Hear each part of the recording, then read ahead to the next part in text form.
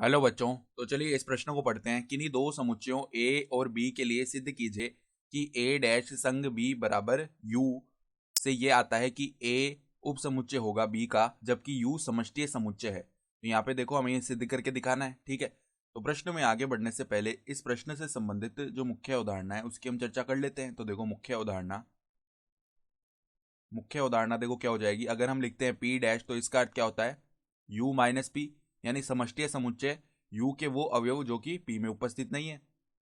समष्टीय समुच्चय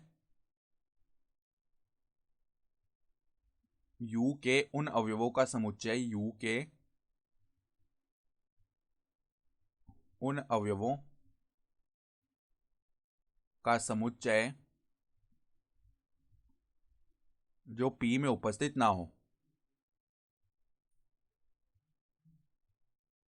ठीक है, ये होता है पी डैश का अर्थ। तो अब देखो हमें सवाल में क्या दिया हुआ है कि ए डैश संग में बी, ये किसके बराबर है, यू के बराबर। ए डैश संग में बी बराबर यू, ये तो हमें सवाल में दिया हुआ है। ठीक है, तो इसका मतलब क्या हो गया, यहां पर मान लो अगर हम वेन आरेख से प्रदर्शित करें ना इसे, तो ये मान लो पूरा यू है। ठीक है,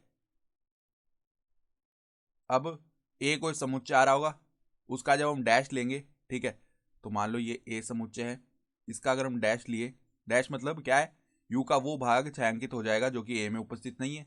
ठीक है, तो ये पूरा भाग आ गया, ए को छोड़ दो बस, ए के अलावा जो भी भाग बच गया ना यू का, वो पूरा क्या हो जाएगा, छायांकित हो जाएगा। बस ए नहीं आएगा इसमें,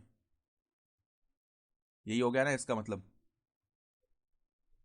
तो ये बाहर पूरा यू था और अंदर देखो ए के अलावा पूरा भाग हमने छायांकित कर दिया। अब वो कह रहा है इसका संग हम लेंगे जब किसके साथ, बी के साथ। ठीक है, तो पूरा का पूरा यू आ जाएगा। अब ध्यान से देखो, जब हमने ए डैश निकाला तो इसमें ए के अलावा पूरा भाग आ गया। ठीक है, अब हमें बराबर में लाना है यू। अब बी इस प्रकार का समुच्चय आएगा कि जिसका हम संग लेंगे ना, मतलब ए डैश के साथ, तो पूरा यू आ जाना चाहिए। अब ए डैश में केवल ए ही तो बाकी रह रहा है, इसका मतलब क्या है, इसका मतलब ये है कि बी जो समुच्चय आएगा ना वो ए के बराबर ही आएगा, तभी तो हम जब संग लेंगे तो पूरा का पूरा ये ए भी इस छायांकित भाग में आ जाएगा। ठीक है, तो यहां से हम क्या बोल सकते हैं, अर्थात अर्थात वेन आरेख से स्पष्ट रूप से हम देख सकते हैं कि ए बराबर में बी आना चाहिए, ए बराबर में बी, तभी तो तभी तो क्या होगा, ए डैश संग बी बराबर में यू आएगा। ठीक है, तो ए बराबर बी आना चाहिए, इसका मतलब तो यही हो गया। या फिर ऐसा भी हो सकता है कि ए जो है वो बी का उपसमुच्चय हो। ठीक है, ऐसा भी संभव है। ठीक है, तो हम ऐसा लिख लेते हैं, देखो बराबर नहीं लिखते हैं, उपसमुच्चय लिख लेते हैं और इसमें भी बराबर का चिन्ह लगा देते हैं कि या तो ए जो है वो पूरा बी के बराबर आए या बी जो है वो ए से बड़ा है। ठीक है, तो हम ये लिख सकते हैं। तो यही तो देखो हमें सवाल में सिद्ध करना था। ठीक है, तो हम लिख सकते हैं इति सिद्धम, अर्थात दी गई अवधारणा के आधार पर हमने सिद्ध करके दिखा दिया। तो आशा करता हूँ कि आपको ये प्रश्न समझ में आया होगा। धन्यवाद।